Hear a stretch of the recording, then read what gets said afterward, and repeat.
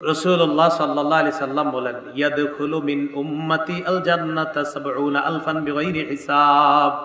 আমার উম্মতের ৭০,০০০ হিসাব ছাড়া জান্নাতে যাবে। বলেন কয় হাজার? আর এক বর্ণনাকারী সন্দেহ করে বলেন ৭০০ আলফিন, ৭০,০০০ নাকি ৭ লাখ। নবী বলছে আমার সন্দেহ। বর্ণনাকারী কয় কি নবী কি ৭০,০০০ বলছে নাকি ৭ লাখ বলছে, এটা সন্দেহ। যে ৭০,০০০ হোক আর ৭ লাখ হোক, বিনা হিসাবে জান্নাতে যাবে। বিনা হিসাবে যারা জান্নাতে যাবে তারা ৩টা গুণের কারণে জান্নাতে যাবে। জোরে বলেন কয়টা? ৩টা। ১ নাম্বার, হুমুল্লাযীনা লা ইস্তারকুন, তারা দুনিয়ার মধ্যে গায়রুল্লাহর নামে ঝাড়ফুঁক করত না। কার নামে? গায়রুল্লাহর নামে ঝাড়ফুঁক করত না। কুফরি কালাম করে আল্লাহ ছাড়া অন্য কারো নামে ঝাড়ফুঁক করা, এই ঝাড়ফুঁক করত না গায়রুল্লাহর নামে। ২ নাম্বার, ওয়ালা ইয়াতাতায়্যারুনা, তারা শুভ অশুভ লক্ষণ নির্ধারণ করত না। সকালবেলা দরজার মধ্যে মাথা ভারী লাগছে, আজকে সারাটা দিন যে কেমন যায়, এই যে শুভ লক্ষণ অশুভ লক্ষণ নির্ধারণ করছে। বাসে সকালবেলা ভারী লাগছে, আজকে সারাদিন খবর আছে, অশুভ লক্ষণ নির্ধারণ করছে। একজনের সাথে সকালবেলা ধাক্কা লাগছে, ও তোর সাথে ধাক্কা লাগছে, ওইসে আজকে আমার, এই অশুভ লক্ষণ নির্ধারণ করছে। এটা সকালবেলা দোকানদারের কাছে আসছে, আইসা কয়েক 1 কেজি পোলার চাউল দেন, বাড়িতে মেহমান আসছে তো দিস। দেওয়ার পর পকেটে হাত দিয়ে ভাই টাকাটা আনতে ভুলে গেছে, দৌড়ে নিয়ে আসতেছে, টাকা আনেন নাই? কয় না। এই তো আপনি শুরুতে বাকি নিলেন, সারাটা দিন আজকে খারাপ যাবে। শিরিক স্পষ্ট অশুভ লক্ষণ নির্ধারণ করছে। আপনি কে কইছে বাকি দিলে সারাদিন খারাপ যাইব? এটা পৃথিবীর কোন জাল কিতাবে আছে? এটাই কোন আমারে সহি অসহি পরে, আগে জাল কিতাবটা দেখান। কি কিতাব? কি কিতাব? জাল। জাল জালও লেখা থাকে, অনেক অনেক জাল বর্ণনা লেখা থাকে। এই জাল বর্ণনাটাই লেখা দেখান, যেটা সহি দঈফ তো প্রশ্নই আসে না। জাল, জালে যে লেখা আছে, কোত্থেকে যে এগুলা পায় আল্লাহ জানে। শুভ অশুভ লক্ষণ নির্ধারণ করতো না। ২ নাম্বার। ৩ নাম্বার, ওয়া আলা রাব্বিহিম ইয়াতাওয়াক্কালুন, তারা আল্লাহর উপর ভরসা করত। সুবহানাল্লাহ। তাহলে কয় গুণ? ৩ গুণ। ১ নাম্বার, লা ইস্তারকুনা, গায়রুল্লাহর নামে ঝাড়ফুঁক করতো না। ২ নাম্বার, ওয়ালা ইয়াতাতায়্যারুনা, শুভ অশুভ লক্ষণ নির্ধারণ করতো না। ৩ নাম্বার, আলা রাব্বিহিম ইয়াতাওয়াক্কালুন, এরা আল্লাহর উপর ভরসা করত। এই 3টা স্পেশাল গুণের কারণে বিনা হিসাবে তাদের ঠিকানা জান্নাত।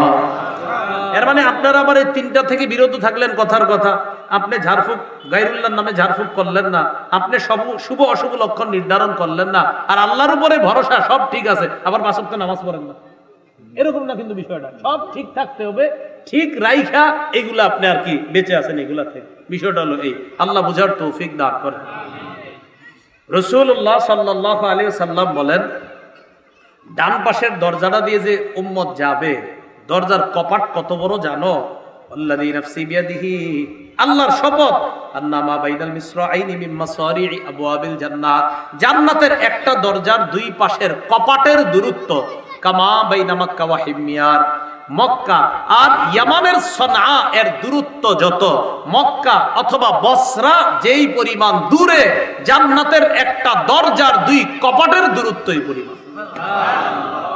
আহারে, অন্য দিক দিয়ে রাসূল অন্য বর্ণনায় বলেন, ইন্নামা বাইনা মানকাবাইল কাফির, কাফেরের 2 কাঁধের দূরত্ব, কাফেরের 2 কাঁধের দূরত্ব মাসিরাতু সালাসাতি আইয়াম লিররাকিবিল মুসরি'i, একজন দ্রুতগামী ঘোড়সওয়ার ঘোড়া চালায়া 3 দিনে যে পরিমাণ দূরে যেতে পারবে, একটা কাফেরের 2 কাঁধের 2 পাশের দূরত্ব এই পরিমাণ। কাঁধ এক পাশ থেকে আরেক পাশ, একটা ঘোড়া দ্রুত চালায়া একজন দ্রুত অশ্বারোহী যেই পরিমাণ দূরে 3 দিন যাইতে পারবে, কাফেরের 2 কাঁধের দূরত্ব এই পরিমাণ।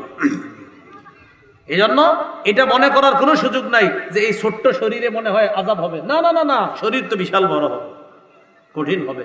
আল্লাহ আমাদেরকে হেফাজত করেন। বিচার শুরু হয়ে গেছে। বিচার যখন করবে আল্লাহ পাক রব্বুল আলামিন, বিচার করার পর এক পর্যায়ে জান্নাতীদেরকে জান্নাত দিবে, জাহান্নামীদেরকে জাহান্নাম। সহিহ বুখারী 6573, 6571 দোনো বর্ণনা আছে। সবাইকে ফায়সালা করার পর আল্লাহ এবার ইচ্ছা করবেন যেই ইমানদার গুলারে জাহান্নামে দিছে কিছু কিছু অপরাধের কারণে, এদেরকে সরিষার দানা পরিমাণ ইমানও যদি থাকে, আল্লাহ তাদেরকে বের করার ইচ্ছা করছেন। ফেরেশতাদেরকে বলবে যাও বের করে নিয়ে আসো, যাদের অন্তরে সরিষার দানা পরিমাণ ইমান। ফেরেশতারা যাবে। প্রশ্ন এসে যায়, হুজুর চিনবো কিভাবে যে এরা যে ইমানদার? কারণ শাস্তি তো হইতাছে বিভিন্ন শ্রেণীর, কিন্তু এরাই যে ইমানদার চিনবে কেমনে? হাদিসে আসছে বি আলামাতি আসারি সুজুদ, ইমানদারের কপালে সেজদার চিহ্নটা দেখে ফেরেশতারা চিনবে এটা ইমানদার। নামাজ ছাড়েন না, পায়ে ধরে বলি, নামাজ ছাড়েন না। দুনিয়া একদিকে, নামাজ আরেকদিকে। পুরা দুনিয়া আপনারে বলবে এদিকে আসো, কথা আছে। আপনি বলবেন নামাজ পড়ে আসি, পরে কথাটা শুনবো। ঠিক আছে না? ইনশাআল্লাহ। দেখছেন একটা সেজদার কত দাম হয়ে যায়। বুখারীতে রাসূল বলেন, ইন্নাল্লাহ হারামা আলান নার আন তাকুলা মিন ইবনি আদম আসারাস সুজুদ। আল্লাহ আগুনের উপর হারাম করে দিয়েছেন, আগুন আমার বান্দাদের মধ্যে আদম সন্তান যারা, এই আদম সন্তানের সেজদার স্থানটা খাওয়া আমি তোমার জন্য হারাম করে দিলাম। তাহলে ইমানদার পূর্বে, কিন্তু ওর সেজদার স্থানটা পূর্বে না। তো ফেরেশতারা বের করবে যখন, কদ উনতহিশু ওয়া আদু হুমামা, কয়লার মতো কালো হয়ে গেছে। কালো মানুষ কি জান্নাত দিবনি আল্লাহ? কালো জান্নাত দিবে না? মানে আপনারা আবার এত মানে একদম কয়লার মতো কালো, আর কি একদম কয়লার মতো কালো। এদেরকে কি করবে? ইউলকাউনা ফি নাহরিল হায়াত, সঞ্জীবনী নদী, জীবন দানকারী নদীর মধ্যে ডুবাবে। ইয়ামবুতুনা কানাবাতিল হিব্বাতি ফি হামিলিস সাইল, নদীর স্রোতের মধ্যে আবর্জনায় যেমন উদ্ভিদ খুব সুন্দর সজীব হয়ে ওঠে, এরা ওই নদীতে গোসলের পর এমন সুন্দর সজীব হয়ে যাবে। সবগুলারে জান্নাত দেওয়ার পর শেষে একটা বাকি আছে, ওর সামান্য ঈমান আছে, ও জাহান্নামের দিকে মুখ করে আছে। এইভাবে কোনো মতে মুকবিলুন বিওয়াজহিহি আলান নার, চেহারাটা জাহান্নামের দিকে। ও ছাড়া আর একজন ঈমানদারও জাহান্নামে নাই। ওর ব্যাপারে মুসলিম শরীফে লম্বা একটা হাদিস আছে, তো এখানে আমরা এটাই জানি। ও আল্লাহরে বলবে, আল্লাহ কদ কাশাবানি রিহুহা, জাহান্নামের লু হাওয়া আমারে ঝলসে দিয়েছে। ও আহরাকানি জাকা উহা, জাহান্নামের জ্বলন্ত অঙ্গার আমাকে পুড়িয়ে দিছে। ইসরিফ ওয়াজহি আনিন নার, আল্লাহ জাহান্নাম থেকে চেহারাটা খালি একটু ঘুরায় দেন। আল্লাহ বলবে, লাআল্লাকা ইন আতাইতুকা আন তাসআলানি গায়রা, আমি চেহারা ঘুরায় দিলে তুমি আরেকটা চাইবা। ওই বান্দা বলবে, আল্লাহ লা ওয়া ইজ্জাতিকা ইয়া রাব লা আসআলুকা গায়রা, আল্লাহ আপনার শপথ আমি আর কিচ্ছু চাবো না। তুমি চাইবা না? কয় না, ওয়াদা দিছে অনেকগুলা। এর চেহারা ঘুরায় দেওয়ার পরে ওই ব্যক্তি আল্লাহকে বলবে, আল্লাহ কাররিবনি ইলা বাবিল জান্নাহ, আমারে জান্নাতের দরজায় পৌঁছায় দেন। আল্লাহ বলবেন, ওয়াইলাকা ইবনা আদম, হে আদম সন্তান,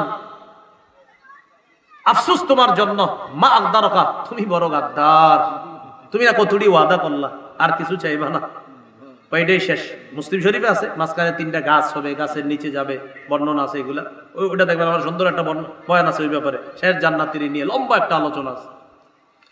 এই ব্যক্তিরে যখন জান্নাতের দরজায় নিয়ে যাবে, জান্নাতের দরজায় নিয়ে যাওয়ার পর ওই ব্যক্তি জান্নাতের দরজায় যাওয়ার আগে আল্লাহরে অনেকগুলা ওয়াদা দিবে। ইউতিল্লাহা মিন উহুদিন ওয়া মাওয়াসিকা, অনেকগুলা ওয়াদা দিবে। আল্লাহ আর কিচ্ছু চাবো না, আপনি কোনো মতে খালি দরজাটার কাছে নেন, আর কিছুই চাবো না, আপনার আমি অসংখ্য অগণিত ওয়াদা দিলাম।